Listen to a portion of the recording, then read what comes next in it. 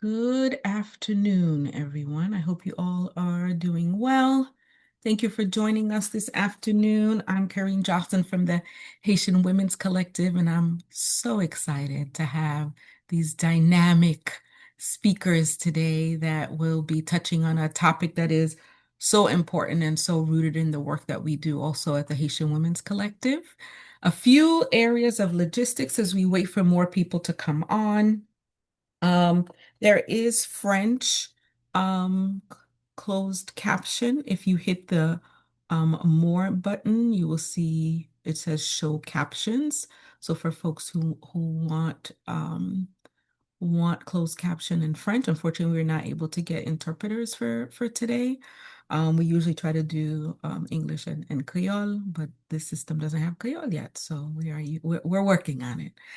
So if you're interested in French, you can try the closed caption.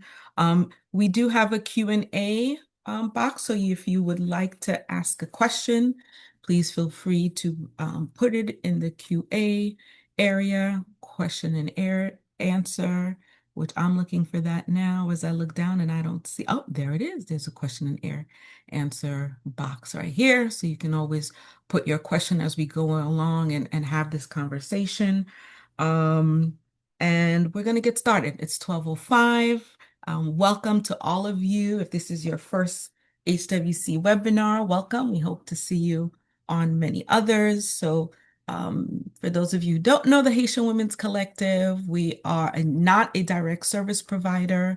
Our work is really to amplify the voices of local, primarily women-led organizations that are doing diverse work around the country. We have about 15 active partners now. And last December, we launched the Fund for Haitian Women, which allowed us to have our first direct funding under the fund this year in April, and we selected four organizational partners who will receive 3 years of flexible general operating support funding, which is how we see philanthropy should continue to evolve, shall we say, in Haiti. Um, Talked about the questions, said about the French. This is a topic that is maybe not a light topic. I was thinking about that yesterday and certainly earlier today. And so there may be words that may be triggering. We all have some type of trauma that we carry, most of us. And unfortunately, particularly for women, issues of violence, and or assault and so forth is something that many of us have dealt with as survivors. So I did want to put that up front as well. So let's get started. Um, an estimated 840 million women worldwide, sorry. Nearly 1 in 3, about 30%, ages 15 and older, have survived physical or sexual intimate partner violence or non-partner sexual violence in their lifetime, according to WHO, the World Health Organization, and UN Women. We also understand there is underreporting and limited access in some circumstances, including in Haiti. And so what I thought was really great about this report is we have a lot of conversations about gender-based violence, not only in Haiti, but we've seen particularly this past year and last year, we've seen a lot of conversation about Haitian women who have been harmed and unfortunately Haitian women who have lost their lives as a result of violence. And so I think having this research to kind of ground us and kind of take a step back, and with the great recommendations that I think are also part of this report is really great. And so I'm really excited that our speakers are here today and represent or have done work with the Center for Field Research and Analysis, CRAT. And CRAT is a research organization developed and managed by an independent consulting firm whose mission is to produce analyses, assessments, and monitoring to inform the design and implementation of assistance programs. CRAT conducts contextual follow-up, focusing particularly on challenges and issues related to Nexus. What I like about this also, and what kind of stood out for me as well, is informing the design and implementation, because oftentimes when we want to do good because we think, oh, you really want to do this, let's try that. But when we don't have kind of the foundation or basic information or know the community or understand the cultural nuances and customs, sometimes we do more harm than we do good. And so I think this is really great. So having said that, I'm not the expert here. The experts are these three wonderful folks here who are here with us. I'm going to ask them to each introduce themselves and tell us why this was important to them personally. Happy if you want to share a little bit, of course, about your background. And I'm going to start with Dr. Loveson, just because I love that name. Dr. Loveson Parent, if you would please introduce yourself and tell us a little bit about why this report was important for you to be involved in and just in general. Great. Thank you for the intro. And it's a pleasure to be here with HWC and everyone who's listening. My voice can sometimes get a little low, so just let me know if I need to speak up a bit. I think, for me, I've been working within this gender-based violence, social inclusion space for the last 20 years. I started off as a direct service provider where I was working with Droit Femme, which was a nonprofit organization back in the day. And I realized very early on that it wasn't just, a personal issue related to violence, but that policies also needed to be in place to not only protect women, but to also educate the community on the real harm that's happening. And so a light bulb kind of went off in my head. And that led me to, ending up as a senior advisor to USAID Haiti, working specifically on gender issues and sort of like inclusion in general. And so one of the reasons that I was really pulled in or drawn in to contribute as a, co-author of this piece is that we often, or at least often, violence in Haiti or violence as it pertains to Haitian people, it always seems as if it's a cultural, and I put that in quotes, right? It's a cultural and it's endemic to the society, and it's something that's just ingrained. And I think we do more harm, right, when it's framed that way. So every time that I'm giving, or anytime that I'm given an opportunity to help dissect and reframe how violence is seen to various lens, whether it's looking at the historical component or looking at the structural component, I think I want to be able to bring my expertise in that area and kind of show and drive people away from some of the traditional ways in which we describe violence in Haiti. So that was one of the reasons that I was drawn in. All right. Thank you. Next, I'll pass it to Jessica. Sure. Thank you, Karine. And thank you for hosting us. I'm really grateful for you, Karine, and the Haitian Women's Collective. Really quickly, my name is Jessica Shu, and by training, I'm a post-colonial anthropologist. I consider myself a solidarity activist because, in this sense, I'm trying to support and be in solidarity to the Haitians that are doing this work every single day and the communities that are doing this work. So my research work and advocacy focuses on community governance, community-led change, which includes peace building and transformative justice. And a lot of my research looks particularly at mutual aid, social cohesion, and community ownership. And how do communities organize collectively, build and sustain relationships, and respond to everyday challenges, conflict, and crisis? And so I wear a number of hats right now. I'm the lead analyst with CIRAT. I'm working with University of Dublin in Vermont on social capital research in Cité Soleil.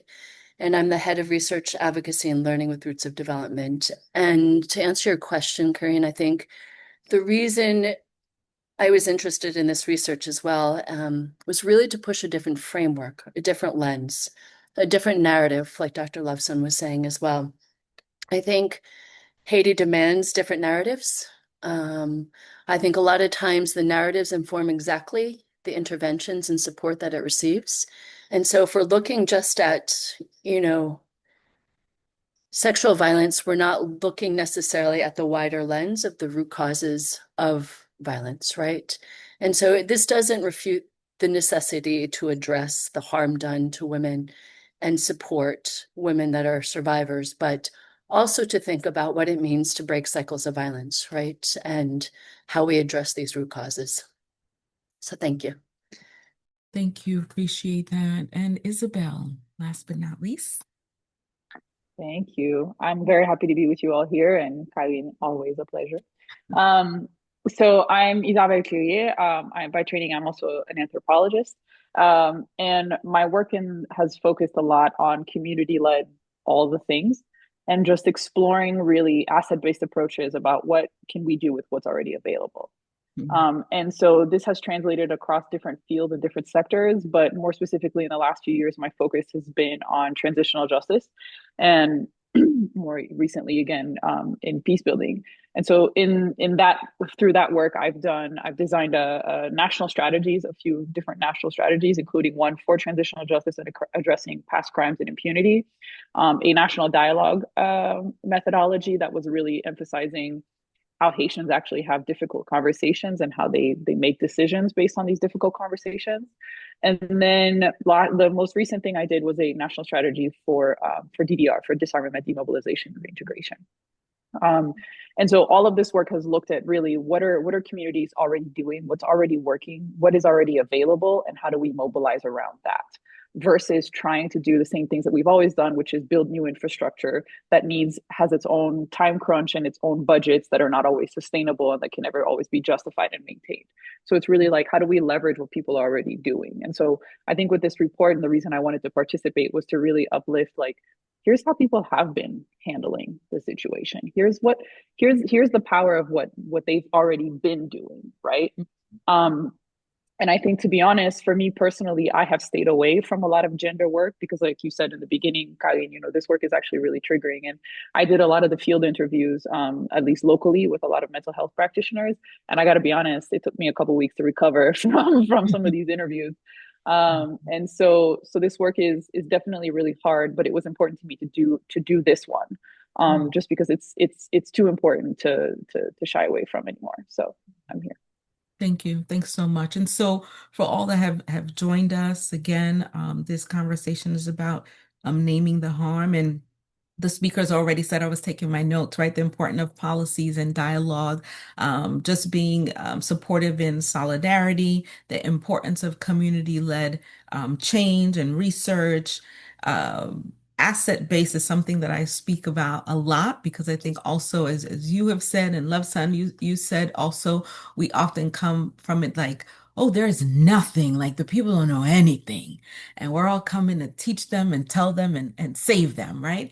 And for those of us who've had that experience, it's a quick wake-up call if you don't already know that they already have assets, and certainly the importance of social justice and restorative justice, all of these wonderful things that you have mentioned. And I think in particular this time, the issue of peace in Haiti is something I think that all of us are hopeful for. So when I started reading the report, one of the things that, I reread the executive summary because I always feel like that's the picture, right? It gives you the big picture. And so in the beginning, it says in the executive summary, in recent years, there has been unprecedented attention on sexual and gender-based violence in Haiti. In the context of insecurity, SGBV serves as the diagnostic lens for understanding the broader, recurring, and intensifying cycles of violence. Frequently, it becomes synonymous with violence against women. Instead, this report disrupts that notion by examining gender-based violence as a structural phenomenon rooted in the country's colonial legacy, political economy, governance failures, and international interventions, where analysis of violence is seen through a gendered lens and where patriarchy is understood as affecting everyone. When I think about gender-based violence, a lot of it is this, right? I think about patriarchy, I think about structural racism, obviously issues around gender norms and so forth. So tell us a little bit more about why you thought it was really important when we're talking about naming the harm, right? That we have to include Haiti's colonial legacy and governance failures on how that plays a role in this gender-based violence conversation. Whoever wants to take it, I'm happy to turn off my mic. I can jump start it and then the ladies can jump in. For us, when we started to pull back the different layers of how Haiti got to where it is now, we thought we would do sort of a disservice to completely ignore the 200 plus years that brought us to where we are now. And so we wanted to take a historical, glimpse first to say, how was this nation started? Where did these people come from? Who brought them there? And can we look at the violence that existed on these plantations and in the colony and kind of extrapolate, are there these remaining trends, right, that we can then see? So for us, that was very important because, again, most of the reports that we see, that we read, right, it's just like jumpstart right now. Haiti is just this place that it is, and that's it. And there is never a deep dive into how year after year there's been sort of this building, right, upon a structure that existed. And so how do we, one, observe it for what it is, and two, if we're truly going to have, interventions that respond to it, we can't ignore it. Right? We have to ask ourselves, where is that coming from? And again, when we're talking about gender, I think one of the biggest pieces in this report that we try to look at is that not looking at gender from just this one lens, but really taking an intersectional approach. And because of that, allowed us to then superimpose it on the historical piece of it. So as we're going back, we're trying to understand, how are women, right? What was the role of women? How did women interact in the system? How about men, right? What functions did they play within that colonial landscape to then allow us to fast forward later on where we get into, well, these are some of the things that you have to address. And I'll let folks kind of chime in. Yeah, thanks. Um, I think what was also important, because I think in a lot of the work that I've been doing around shifting narratives, like Lawson was talking about earlier, is like we're trying to change the narrative about Haiti. Sorry, and Jess was talking about. And then the story, and I'm tired of hearing people have these reactions about, oh, we have a violent culture. It's like, what? And so when we try to look at what's happening today, people feel like, oh, this just sort of happened. This just happened. This is just a thing that happened, without looking at the enabling conditions and also the historical buildup of just these systematic just progressions of violence and just iterations of violence over time. A lot of my work has looked at more contemporary history, but for me, we do this work and you can see the colonial legacy so much. And I think in even in Haitian narratives across Haitian society, there's a lot of these narratives that are incredibly insidious and divisive, where people will still do these internal divisions of like, oh no, Montague mentality esclave, that person has a slave mentality. So these kinds of things still pop up. And it's a form of violence as well. And so I think looking at the colonial legacies was such an incredible sort of opportunity, especially for me and some of the work that I've been doing, because it really ties it in and it really brings in these historical roots, because Haitians do love to cite history, but not recent history. They want to go way back. And then we get trapped in these cycles of conversations of, well, what if we had done this? It's like, guys, no, that's not where we're at anymore. Let's focus now. But also let's learn from the past. Let's try to understand how this came to be, versus just assuming that this is an isolated event and we think that if we take the weapons there will be no violence. Like, that's not how it works. And so the report built up on that a lot, to look at really just like, what are all these structural elements that built and designed and iterated and created this system and this context and these frameworks, around patriarchy and all of these things that contribute to exactly what we're seeing now. Thank you for that. So, Jess, I'm gonna ask you to, each of you have so much diverse experience, right? In this sector, if you will, right? And so for you and Isabel as well, as an anthropologist, as a woman, as folks who have experience working in Haiti with Haitians, what was it that kind of stood out for you or you felt was really important to include in naming the harm based on that same question, I guess? So I think just to elaborate a little bit more about on what Isabel and Dr. Loveson were saying, specifically around narrative, right? And Karen, you're talking about structural racism. If we're to actually mark racist tropes that happen a lot of times, this is again around Haitians being innately violent, right? How do we intervene on that? But even more so, when we isolate women from men in this, then the men become innately violent, right? And so it's this unnamed perpetrator that is innately violent, that is doing violence on women, Haitian women. And this is one of the things that I think is really, really important to disrupt when we start talking about the genealogy of violence, right? This history. What is it that produces this system? And so, I mean, I'm not Haitian, clearly, but these tropes are not just local, they're global, and they're even hyper intensified when it comes to Haitians. And so I think it's really crucial to think about how we intervene on those that actually then informs policy and how people support and things like that. So, yeah.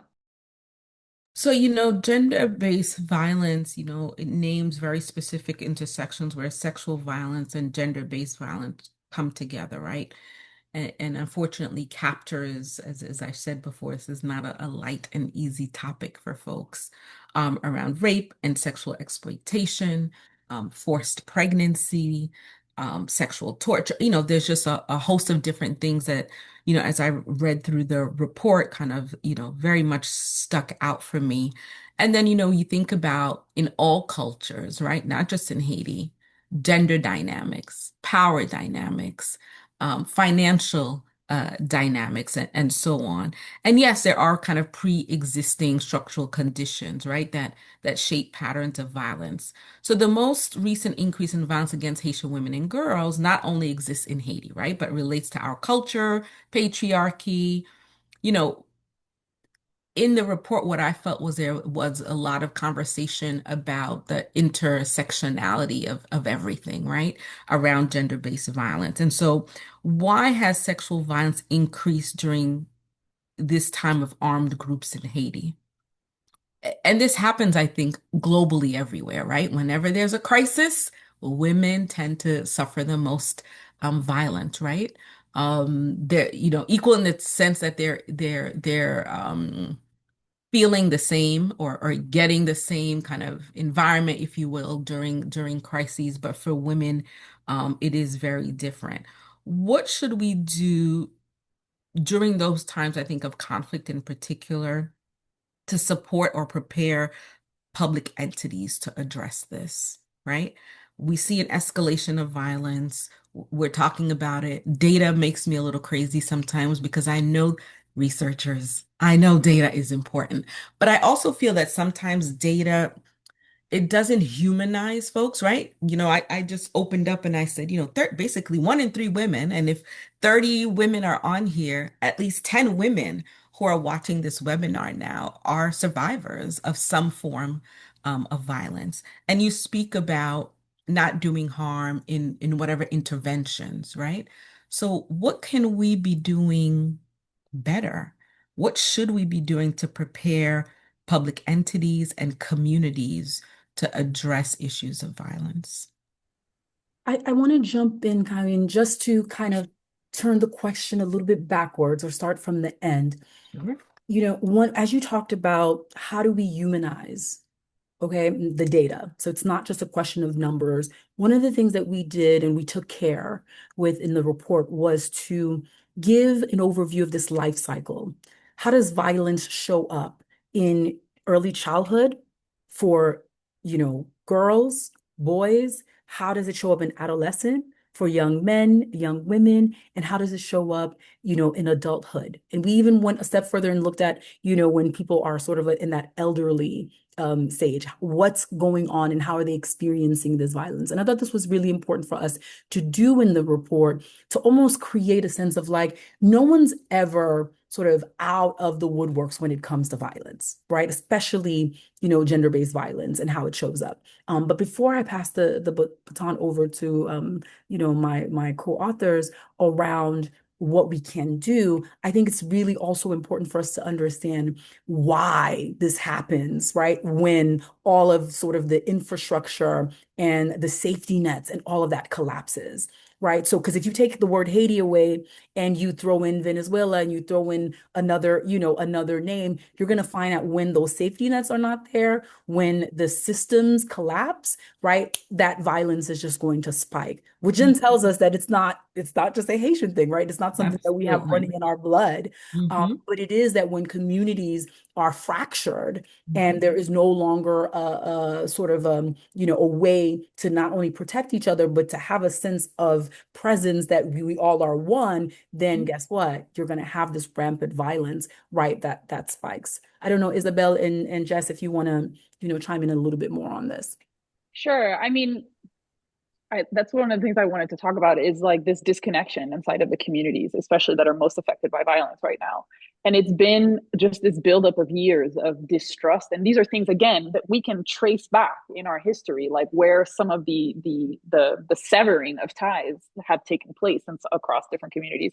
But I think this disconnection has been so important to name and to recognize, because people don't trust each other anymore, and so they live in these very close quarters, and basic neighborly conduct is not a thing that they are familiar with anymore. I mean, there's some areas where they do that, but I say this because I remember in one of my interviews, I was speaking to a facilitator who had been doing workshops inside of camps, and she was doing the workshop. It was just like a 1 day thing, and it was literally just how to live with people. I'm not going to say it in Creole because they took the term, but when it was literally just like how to be considerate of the people around you, because they live literally like one on top of the other. And she was saying she did this training, and this elder woman came up to her and told her, I don't think I've ever known how to do this, because they're constantly in this sort of survival mode, and just, like they're dealing with today. Like, we can't deal with tomorrow. Today is what we need to focus on. And so if you imagine yourselves in a situation of high stress and high tension, and just how that feels in your body, and how like quick to snap, like I'm a mom, and I just think about like when I'm not well, and how quickly I am, like my patience is zero, and I think if you add like the extreme trauma that you can imagine people like this, some of the people that we're talking about, that they have gone through, what do you think their threshold is? What do you think their threshold of tolerance is for the slightest provocation?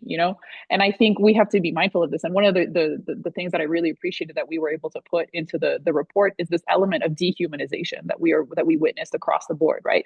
And it was the dehumanization of communities, because we have stigmatized poverty, we have criminalized poverty, and now we have all of these different neighborhoods that are each its own little stigma. They each have their own stigma, and then you have the dehumanization of victims, people who are survivors of sexual violence, for instance. There's an element of dehumanization to that. And then the dehumanization of the gang members themselves. Like, they don't see themselves as humans anymore. They're just here to die. They're worthless. So this element, we have to be able to name that. We have to be able to talk about this if we're really going to try to understand, how do we get out of this situation? How do we dismantle this situation? Because it's not a question of disarming people. It's a question of addressing all of the enabling conditions that have been systematically building up for generations. And how do we address that? Because when I'm talking to people about transitional justice, and they're talking about, different neighborhoods, like some of these neighborhoods, some of these gangs started off as I almost says barricade, brigade, sorry, as brigade. So they were trying to protect the community. And then when we look at, so like now in some of my work, to your question about what can be done, I recently did something for the National Commission on DDR, and it was a room full of all the representatives of all the ministries in the country and all of the public entities. And the question was, what is your role in DDR? And one of the things that I had to call out for them is like, you can say whatever you want about the gang, but you will acknowledge that they have created parallel governance systems in which they provide services that the communities have never seen from the government. So you're not just demobilizing these people, you have to take over that infrastructure, because they're paying for school for a bunch of kids, because they know so profoundly the conditions that created them. And more importantly, in a lot of the work that I do, I'm doing this campaign right now. We're calling it the Preparation for Peace campaign. And a lot of it is around dialogue and mental health workshops. And the mental health component becomes really important, because we're essentially giving people the tools, just like a framework. And again, when we talk about mental health, for some reason, like the humanitarian sector is just like overwhelmed. Like, what? We have to do like one-on-one. We don't have the infrastructure doesn't exist for that.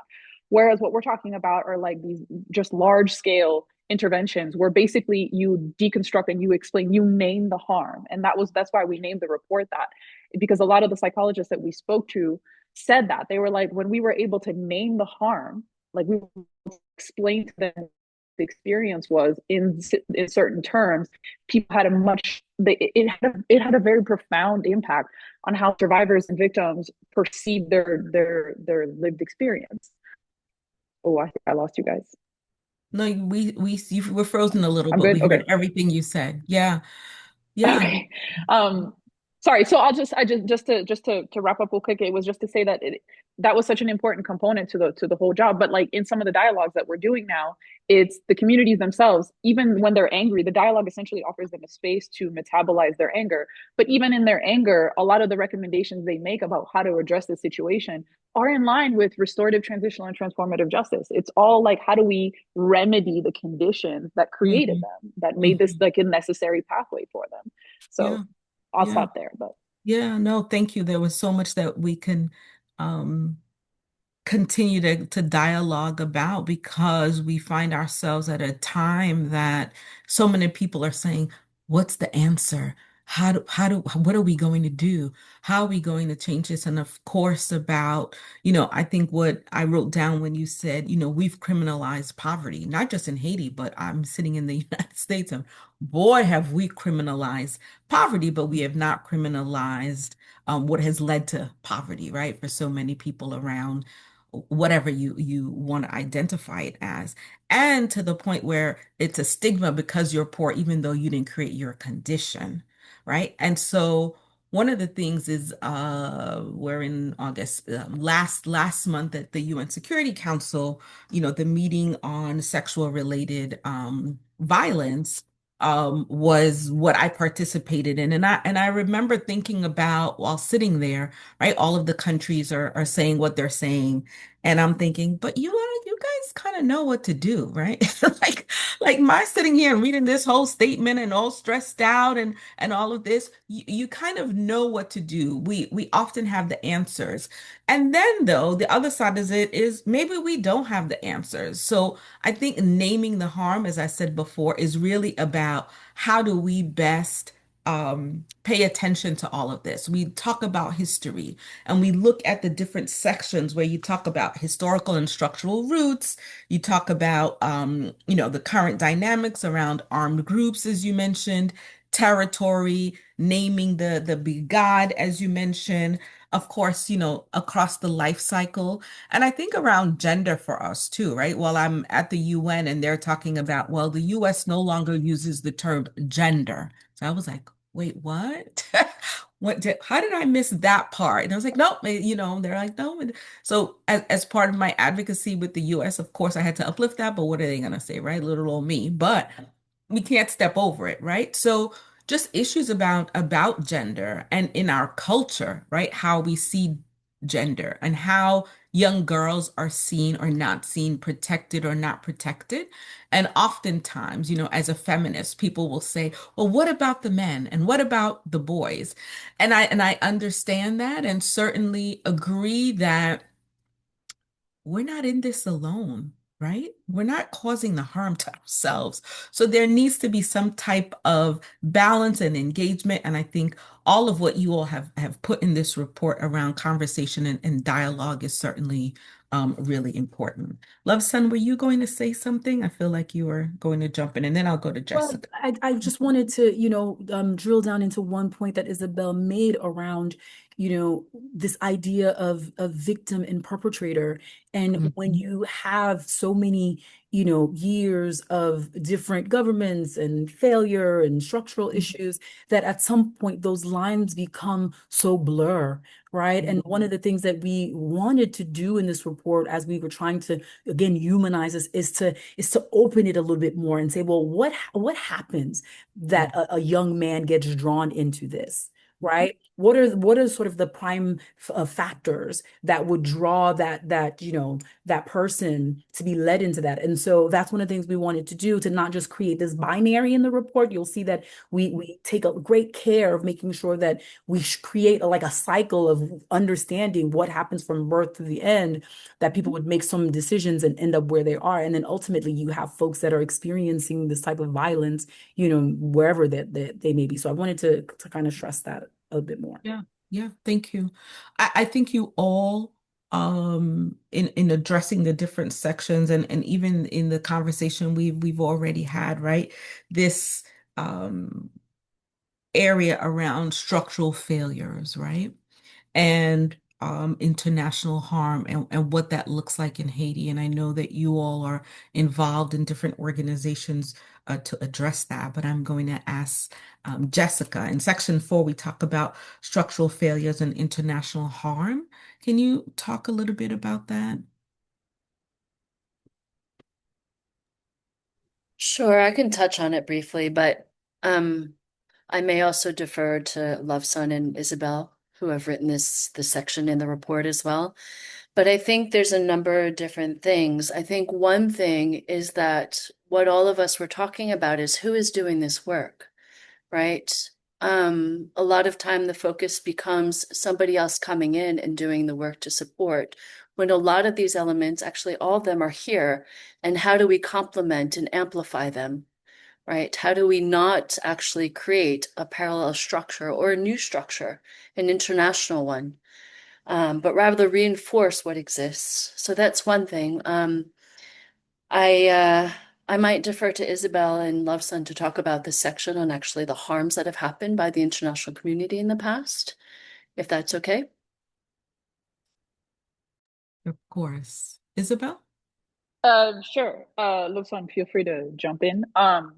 But I think with what we've seen a lot of with the international community is them coming in with frameworks and mindsets that are prepackaged and pre-prepared for a different context. And then they come here and they're like, well, we did this in such and such, so we're just going to do it here, right? And so, for instance, if we're looking at like community violence reduction and any kind of initiative of the sort in Haiti, without understanding these structural roots in a country like ours, because this is not a conflict, we are not at war, there is not an ideology that is being defended right now. We are dealing with criminal economies and also structural elements, right? So it's not the same thing. It's not what they call a classic DDR situation. So it makes it very difficult to. Am I still here? I'm good. Okay. So it makes it very difficult for the international community without these frameworks already. They don't have these frameworks, right? So when they come to Haiti and they're doing whatever all they are doing sometimes they cause a lot more harm, right? And so in the report we touched specifically on elements like the MINUSTAH, what the MINUSTAH did, and a lot of the sexual exploitation of minors mostly, um um and just like how, I'm not going to say easily they got away with it, because eventually there is, I forget what it's called now, Jess, if you remember what the UN policy is now. There's like a paternal thing now, right? So we have this whole generation of kids in Haiti that are MINUSTAH babies, and we know we've seen them all over the country, and you see these like lighter skinned, green eyed kids, and they're just in the middle of these spaces. And I know somebody who's had to adopt a kid like this because the woman brought it to her, brought the girl to her, and was like, "What am I going to do with a kid who looks like this in this place?" um and so it's there's a lot of these kinds of situations, right? And with the international community, again, when they don't have these frameworks and they don't have the vocabulary, like they toss around words like localization, but they actually can't conceive of what that actually means and how that translates operationally. And a lot of the work that I've done has looked at, localization, and all the, like, the right words are written, the right intentions, sure, but when they operationalize, it's usually when it goes south. They cut a check to when they cut the check, it's no longer local. And then the frameworks that they bring in have nothing to do with our realities, right? And so that translates across the board to how they administer the grants, how they monitor and evaluate, that they do monitoring and evaluation, all of these kinds of elements. But within sort of the context of this conversation, sorry, I deviated a bit.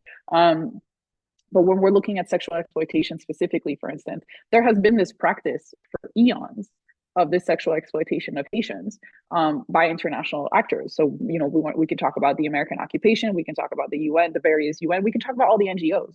And I think when I can't remember, I'm sorry, you guys, I can't remember if this made the final cut, but I know we had included an element of the Oxfam scandal, right? And I remember when the Oxfam scandal happened, a lot of us in Haiti were looking around like this is important. We're really happy this is happening, but also, did they not know that this was what was happening? Like, did we not know? Did nobody know that this is not just Oxfam?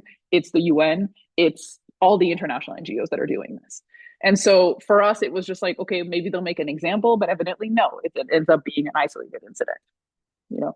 So there is a lot of frustration from the Haitian, from like communities who are seeing this, because the impunity is not just from our own people, it's from the international community who are coming here to lecture us about impunity and human rights while violating our rights. So these kinds of situations, like Haitians don't want to hear about this anymore. They're like, I don't want to hear about this international community. They don't want to hear about these interventions.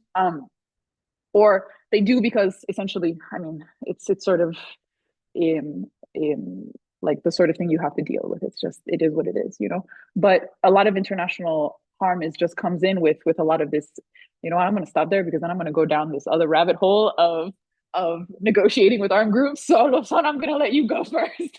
No, Isabel, you really, you did a really great job explaining this. I think the only thing that I'll add to this is really around this localization aspect, because you can't talk about strengthening, civil society and creating, right, a sort of a group of folks that are leading the charge when you've put, and when I say you've, I'm talking about the international community has put barriers on barriers on barriers to have access to those grants. And as somebody who worked for USAID, I can tell you that even then, when a small group of local organizations are selected, it tends to be people who might be similar to me, grew up and lived in the United States, and speaks English a certain way, can write a certain way, can speak the language of the agency, and so it's not truly inclusive, right? So I think that's really key if we are going, or if the international community wants to support Haitian-led initiatives, it has to be unrestricted funding. It has to be funding that can be used to sustain, right, the operations and not just, programs. There has to also be sort of like a think tank approach where information and sharing is happening. Haitians have the knowledge and the know-how. It doesn't always have to be this like, I'm coming to give you and I'm coming to pour into you. So I just wanted to add that component. Hmm. Thank you so much. When we talk about MINUSTA, when we talk about Kenya, right, where civil society said they didn't want, no one listened. Then civil society recently said, we don't want Sri Lankan troops to come back. What did we do? We unloaded Sri Lankan troops back into Haiti. And for us, and I say us in terms of, our approach in terms of looking at advocacy, we also ask for women protection advisors, right? And to speak to your comment also, Isabel and Love as well, is just like women protection advisors have to come through like the UN process. So even though there may be dynamic Haitian women who know the culture, who know about all gender and all of they have PhDs, right? We can't hire them because they're not part of I'm just to say the UN family, but you understand what I'm saying. And then the other ask for us was in talking about naming the harm. When people have something that happens when there is a harm, right, caused by these groups and folks who are in the country, where do they go? Where is the system that is in place to be able to report the harm? Who knows about it? It's kind of like Oxfam, like nobody knew, you all knew.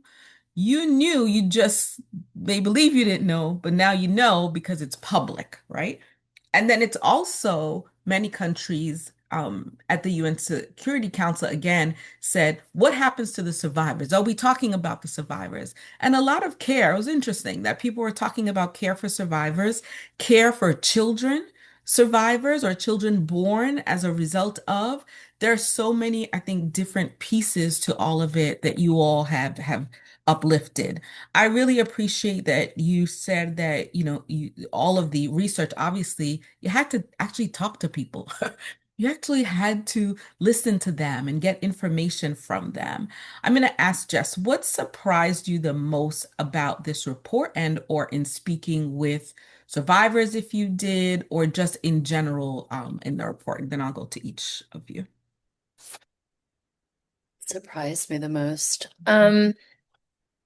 Maybe I'll answer the second question first. Just to clarify, we didn't speak to survivors, and that was a conscious decision. Mhm. And the reason being is that as researchers and anthropologists, we didn't want to reproduce violence or have people visit it without being able to provide services or anything else. It felt extractive, which is why we chose to go with therapists, people that were doing already the work, people that were providing services and hearing those stories indirectly so that we wouldn't be creating harm in the process of doing this. In terms of surprises, I don't know. I mean, these two women are the primary authors. I think that it is one of the most beautifully written reports I've seen. I think that actually I remember reading the first draft. It's touching a very difficult subject, but it is beautifully written. I had goosebumps when I read the first draft. And I think that I think our ability to touch on so many different things and the interconnectedness of them. I think it's an invitation, which is really exciting to think about other ways in which we can think about it, like education, like the formal education system, familial education systems. There's so many other things that are there that need to be talked about, right? And I think what's really also, your question before was, how do we think about addressing this, right? And this is where the nexus comes in. And then for those that don't know this term, nexus is a term that the humanitarian sector created, and it's how to actually link response to crisis with humanitarian action to development to peace building. But I think this is exactly what the recommendations touch on, is how do we not isolate these things? How do we start to layer them, think about them as coexisting, not as necessarily chronological, but layered, right? How do they overlap to actually intervene on these cycles of violence? Thank you so much. And I certainly agree with all of that and the idea of being extractive, right? This idea of we need another focus group. But you're kind of harming in a way or interviewing in a way or asking people about things when you already know the answer. I used to say that to my kids when they're asking me a question, they already, you already know the answer, why are you asking me again? But how do we I don't know that we can remove harm completely. I think that in particularly with topics like this, there's always something that's going to come up. But how do we minimize harm in how we do the work, right? And for HWC partners that, at this time where, I said there's no SNAP, there's no food benefits, there's no housing that came because, you were displaced from where you are living. And these community-based organizations now, no more USAID, no more big medical, they're now seeing, right, because they're rooted in community, more and more of the challenges and the problems. And we want them to do more, but how are they supposed to do that without resources? And it's part of why, through our work in launching, the Fund for Haitian Women, we were really clear, Love Son, that this needs to be general operating support. It needs to be flexible and it needs to be multi-year, right? And our goal is to get money out to organizations doing the work. And, it hasn't been easy. There's backlash on that. You're just going to give them the money. And I'm like, yeah, y'all gave people multi-million dollars. I'm giving them 10 grand. I will go toe to toe any day with people on that, right? And so just pieces of that just being really important.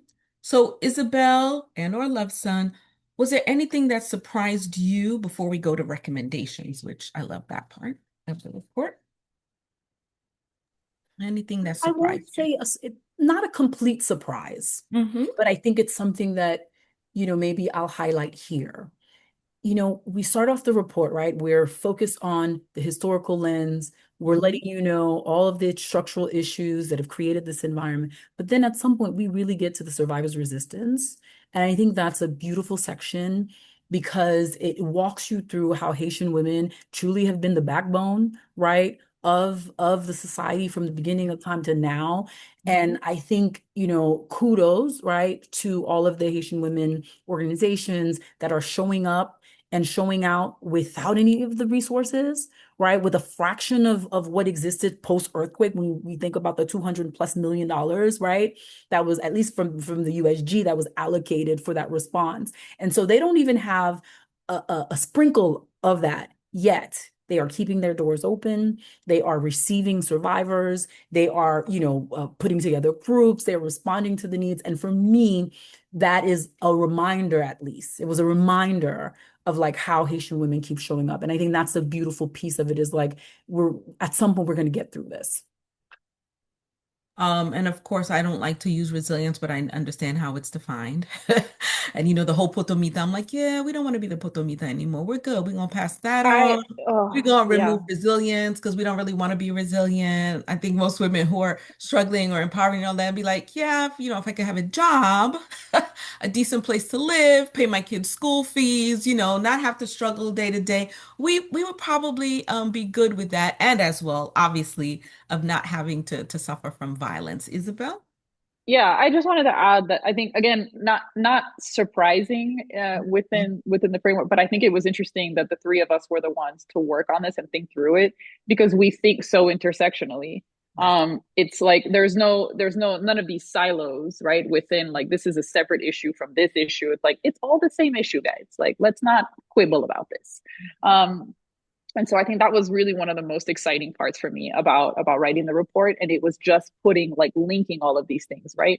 And like Robson said, I think the survivor resistance component was so important because I remember I had a conversation with somebody who is we'll say a leading member of like local and diaspora sort of groups and communities. And I remember he was talking this, he was having this sort of like potomita, like revelation moment, talking about the Manasala. And they're so incredible and they're with travailleurs and they'll work in any condition and yada, yada, yada. And I'm Love that. like, and I told him, and I was like, do you know that as you do that, you completely erase and ignore the reasons for which they do this? You think they're just so passionate about the work that that's why they show up and rain or shine. And I told him, and I said something, and it was funny because like I always do this as a provocation. I'm not trying to like make a claim or anything, but it's a provocation. And I'll say, do you know every Haitian woman knows a woman who's been assaulted? If you do the math on that, it's an overwhelming number. Um, and so I say this in spaces sometimes, and you watch everybody just go, yeah, that sounds about right. We don't have the numbers. And I think just the conversations that this report allows us to sort of initiate as these overlapping themes has become really important. And just sort of its connection in mitigation, right? What does that look like? I know you want to go into the recommendation, so I'll stop here because I was going to lead into it. So if you have a question, we'll go with that. Yes, yes, yes. So we don't see any questions answered. So I guess folks are fulfilled with our conversation thus far. But I always go when I look at reports, I go to the executive summary, then I go to the recommendations, and I was like, whoa, okay. So thinking about and you mentioned a lot DDR, and I was like, what is DDR again? Disarmament, demobilization, and reintegration, right? And that's part of the recommendations, implementation of peace processes, disarmament, right? Community violence reduction, restorative justice, is things we talk about in the US all the time, transformative justice and so forth. And the importance, I think, of mental health and bringing folks together. In feminist spaces, you talk about convening, and people go, convening, why is that important? Yeah, because people actually have to talk to each other, have to know each other, have to trust each other, be able to openly share concerns as best as possible. So, in all of these recommendations, I think mental health certainly stood out, and we've tried to do that with our leaders to provide them with kind of group counseling or just conversations about burnout, right? Because they're burnt out and you want them to do more work, but they're exhausted and dealing with their own personal things, right? So, how do you or maybe select one of the recommendations, which is in the report, and we will share with everyone who's subscribed. We will send it to everyone also as a follow-up. But how do you, there's so much to do, I feel, right? And so in the recommendations, I'll ask each of you, which is the one that kind of stands out the most for you? We talked about Haitian community-led solutions a lot, I think. So other pieces to it where you're like, yes, this is where I'm committed to, or this is really important recommendation as part of the report as we close out. So I will go to Jessica. I think one of the major recommendations of the report, and the one that I mean, perhaps others agree as well, is the one on mental health to scale. And not culturally appropriate mental health. So we're not, importing psychologists from the States, but people that really understand the histories and the ways in which intergenerational trauma is informed, right? So mental health to scale doesn't just mean individual support, it means collective, right? These processes that support collective healing. Because if we're looking at we're talking about people being the relationships between communities, members of community being fractured, how do we start to rebuild them? Not just the physical infrastructure that's been damaged here, but what does that mean, right? And I think when we talk about mental health, I think Isabel said before, even mental health support for those with guns in their hands, right? And the reason being for that, and the reason we push that is because, it is not just something that it is been known and seen and researched that those that have caused harm are much more accountable to that harm when they start to feel more human, right? And so this is one aspect also that I think is really, really important. So for the different categories and the different experiences, really individual and collective mental health support. Thank you so much, and uplifting the importance of culture and nuances. We all may know mental health practitioners, from psychiatrists and psychologists and maybe clinical social workers also, who are of Haitian background, who may want to help, right? They feel that they have something to offer, and they probably do, but it's also better understanding all of this, right? So that you're not doing more harm. And certainly the need for us to have in-house, in-home, in Haiti, those who are practitioners who can be developed, be supported, but can be integrated in doing the important work. Isabel, you're next. Sure. I think for me, I mean, the mental health obviously is, like, we were very excited to be able to push it so hard. But I think for me, and given my connection and work with in DDR and transitional justice, and I think of transitional justice, when I say transitional justice, restorative and transformative justice are sort of embedded in the framework that I use in my mind. And so for me, that was really interesting because I was able to put them together, because usually you have you have a transitional justice conversation, and then you have a DDR conversation, and then you have a CDR conversation. Even though they say DDR, CDR at the same time, the CDR doesn't always show up. So for me, that was really exciting to bring that to the fore and to call it out for what it is. And I think being realistic about what the current infrastructure would allow us to do, but what I was able, like, and I think with especially with some of the recommendations around alternative pathways, that wasn't just sort of something that, because we're all restorative justice sort of practitioners and that's like where our head is at. That's a lot of stuff that we hear from communities. Again, like, and I was saying this earlier in some of the dialogues we're doing now, everything that they offer up, like even in anger, like they're angry because I was in a room with people who are they're IDP, so they live in camps and they're from the Gangavin community, so they've been in camps for a really long time. And so they were saying, and there was a woman there who referred to the gangs as les victimes violentes, the violent victims. And so there is this profound understanding of the enabling conditions for this. And so when we're talking about and so with the transitional justice and the DDR elements, there is a pre-element, right? Because the international community and the mechanisms as they exist, they require a very specific sort of catalytic condition, which is some sort of a peace process, some sort of a negotiation, and then you start DDR and TJ. Haiti does not offer this catalytic event. And so the recommendations essentially are allowing for some thinking around what can we do in the meantime? What's a pre-DDR, pre-TJ sort of opportunity?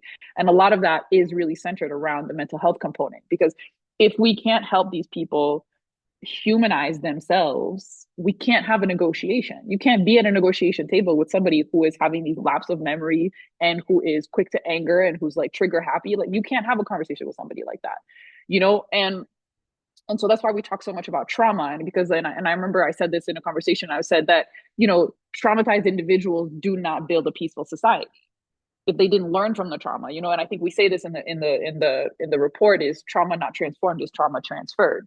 And so if we look at, we don't even have to look that closely, a lot of the perpetrators that we see today are children and grandchildren of victims of whatever iteration of that generation. So I think the recommendations really open it up to like what's actually possible within what already exists. How do we build up from the existing infrastructure, from the existing knowledge base, from the communities? You know, because if you're going to go into a community and you think you're hot shit and you're going to come in with all your branded things and you're going to do a workshop and you're going to do a consultation, nobody wants to talk to you. Like nobody wants to hear that. Like they've been there, they've done that. They're sick and tired of this. Um, versus having a conversation about, all right, guys, like, what are you already doing? What's working? What can we learn? How do we bolster this? How do we strengthen this? I'm terrified. I don't love the word capacity building, so I'm not going to say it, but I'm kind of thinking something along the lines. But I think the really the recommendations around how to implement these frameworks, but adapting them to the reality of the context. I think that's been really really exciting to see. Yeah, it's interesting you say capacity building. It is something that we say, right? We're here to help build the capacity of our partners, but through another colleague that I met, and he said it's if we're talking about asset base, it's really capacity strengthening, right? Because they already have more capacity than we give them credit for. So that's really important. Yeah. So Love Son, last to go on this one about the recommendations. They're, as I said, I feel like they're very rich, really practical. Practical doesn't mean it's not hard to do. So which one for you really stood out? For me, in true form, I am in my feminine rage era where I don't believe anyone is coming to save us and that we Girl. get it up on our heads and move with it. And the one thing that I think we shouldn't take lightly is really around 3 to 4 million diasporas, Haitian diasporas living abroad, sending $4 billion in remittances, right? So we're talking about that economic power that no one is thinking about how to formalize that. And so one of the recommendations is to formalize the channels of how diasporas, support local responders in Haiti. And I don't know who needs to organize it, right? To make to funnel it. But I think that is a missed opportunity in terms of the amount of resources that's sitting either, in France and Canada and the US and beyond, and how we can support some of these local women's organizations. So that's a big one, and that's your recommendation that I would push for. Of course, I would 100% agree. But I've found that in the 3 years that we've worked to kind of launch this fund for Haitian women, right? And the conversations have been quite interesting from many donors. But what I would say is that most recognize that local development is the answer, right? Most recognize the importance of naming the harm and doing something about the harm.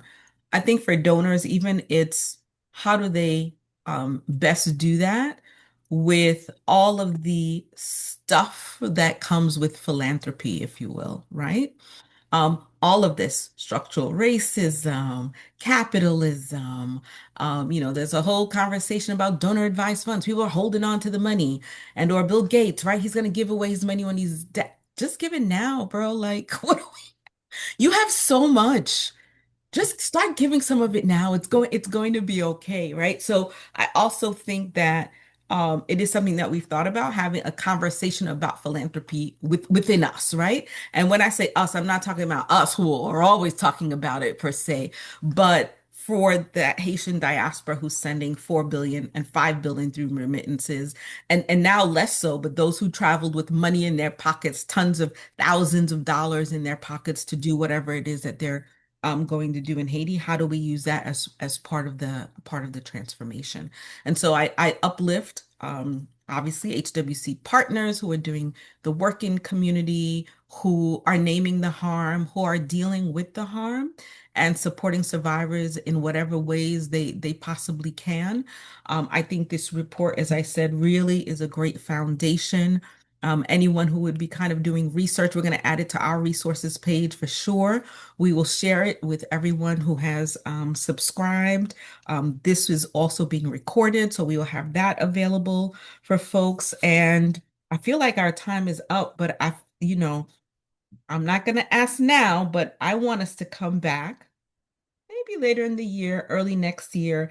I want folks to understand around DDR, disarmament, demobilization, and reintegration, paired with community violence reduction, right? And this whole idea of what does it mean, restorative justice and transformative justice, right? Because everyone's, well, what are we going to do with these gang people? Oh, we should kill them all. You don't kill all of them. We're going to put them in prison. What prison? So there's so many underlying things and so many, I think, really good opportunities. And this is why I really thought it was important for us to host this webinar as we close out our summer at the Haitian Women's Collective. So I will allow each of you, please, to share with us any one last statement or whatever you would like to say about this great report as we close out. Isabel, I'll go to you first. Sure. I'm trying to think of like I had like this little anecdote, but I think this report to me is just such an exciting start to a shift in the narrative and a shift in how we have these conversations about what harm actually means. What does it look like? How do we demystify the intersectionality of so many of these different issues that compound? But also changing the conversation around the nature of violence in Haiti, right? And so for me, I can now cite it and be like, see, it's not a cultural thing. Stop saying that. And so that's also like one of those things. But I think I underestimated because you write something like this and your sort of blood and like sweat and soul goes into it. But I've referenced this report so many times recently in just trying to explain not just what we found and what we were able to say, but like and links we were able to make, but also just the experience of writing it was so important in terms of like just the mindfulness that we brought to the question of like who do we talk to, and how do we bring those stories to the fore? Because I mean, obviously, we don't share a lot of the anecdotes that we received in a lot of the interviews because that's just very triggering, and we don't want to re-traumatize anybody. But anyway, but I just think this report becomes such an important start to a lot of difficult conversations that need to happen, not just about Haiti, but also just about the humanitarian system in general, and looking at how they sort of interact with communities, but also how they can take accountability in a very different way, and also obviously uplifting communities and what they're already doing and leveraging that to be like these people are already doing things, they already know what to do, they already understand the context, we don't have time for you to clue into the situation, okay, so just give them the money and be quiet. And so all this situation with like the international, like the whole philanthropy sector just freaking out at USAID and be like, we don't have $60 billion. You think $60 billion made it to the majority world? Stop. No. Stop it. Okay. It's not money that's missing, it's will. And I think one thing I will say though, and just to stop here, is that we have to remember that the system is not making decisions. People are making decisions. People have the information that they have and they make the decisions based on that.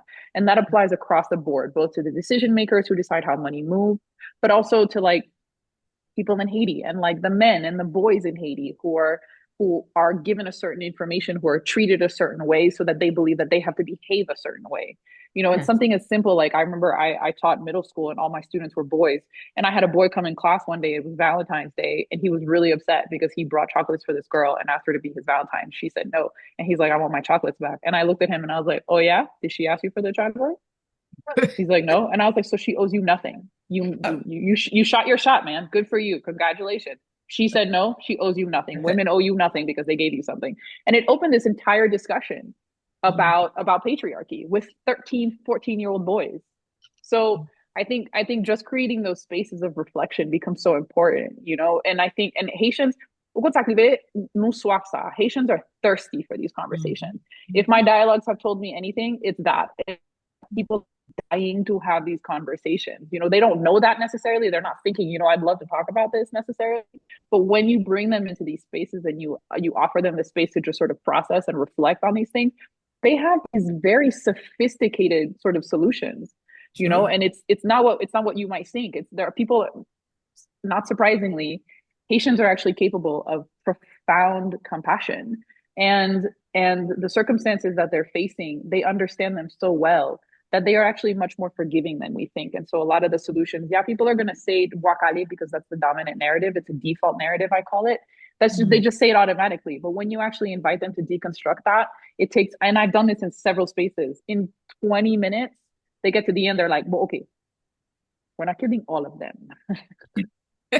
Let's You know, discuss this. and Right. it becomes like this tiny percentage of people that maybe they're Mhm. okay if they die, you know? And so that's, I mean, that's horrible to say, but I just think we have to face the reality that we are not like, and I hope with this report we can open those conversations about how we are not inherently violent as a people. Mhm. And so, and just all of the ways that we can actually mitigate some of these harms in ways that are very practical and accessible. It's not these like multi-billion-dollar infrastructure that has to be built from scratch. It's really looking at things that can already be done right now. Like today, we can do a bunch of things already, you know. That's And so right. I think this is what I'm excited the most about. Yeah. Yeah. Jessica, and then we're I mean, I think along the lines what Isabella is saying is that I look at this report as an invitation for conversation, right? I think that's exactly what it is. And I think one of the things that it intervenes on is it's not dividing men and women. It's actually saying, like, this is not just the burden of women. Patriarchy affects men. Let's talk about it. yeah. But then we also, when we're talking about patriarchy, it's an invitation to talk about race, colorism, class, gender. I mean, I've already talked about gender, but all these different things Yes. that all these different structures that impact and these conversations around intergenerational trauma that are the conversations that interrupt these cycles of violence, right? So Yeah. um yeah, I know we're way over, so I'm gonna pass to Love Son, Yeah. but thank you again, Carrie and Haitian Women's Collective, for having us. Thank Really you. grateful Thanks, for the space. Jessica. Yep. Love son. The last thing I'll say, I think, we wanted to write, or at least, from my perspective, wanted to write a guide, a reference guide to policymakers, to practitioners, people working within, these embassies that are making decisions that are impacting millions of Haitians. And what I hope that, will happen is that this report will reach them. I challenge folks to share it across, far and wide, to make sure that, as Isabella was saying, like reference it wherever possible so that we can start breaking their perspectives. Because I think oftentimes we don't realize how folks get prepared and sent to Haiti. You get an email and a packet that kind of has, right, an overview of what Haiti is. And maybe if you're lucky, you get sent to a class, learn a little bit of Creole, and then you're sent, and there you go. And In the that's it, trenches. right? And Mhm. so we're expecting these folks who have really just a little bit of understanding to then make decisions that are going to impact generations of Haitians to come. Mhm. So what I love about this is that, two Haitian women were able to say, hey, hey, hey, we want to shake it up a little bit. Yeah. We're going to make sure you know what you need to know. We're going to make it available, so that now you can't say you didn't know. Right? That's Ignorance is no longer a defense. And so please, this is my plea, is to continue to share the report far and wide. Thank you. Thank you so much. I think I close just by saying, our work and talking about an invitation for a conversation is really important. I sit in New York now, and for those of us in the US, just the issue of TPS, and yet the power of what the diaspora has done, be it in remittances or in other spaces that they've tried to do some great things. And I think many should probably read this report because it is intersectional, right, in so many other areas. And I think that certainly is important to certainly our work at the collective, but I think for many other organizations and other diverse folks that this can inform their work moving forward. So, ladies, thank you. Thank you for your time. Thank you for writing this report. Thank you for your willingness to continue this conversation with us again when we have an opportunity. And I wish you a wonderful rest of the week. And thanks to all of our participants who registered and participated and stayed on. Thank you so much. Take good Thank care, you, Kai. everybody. Thank Until you, next everyone. time, take care. Bye. Bye.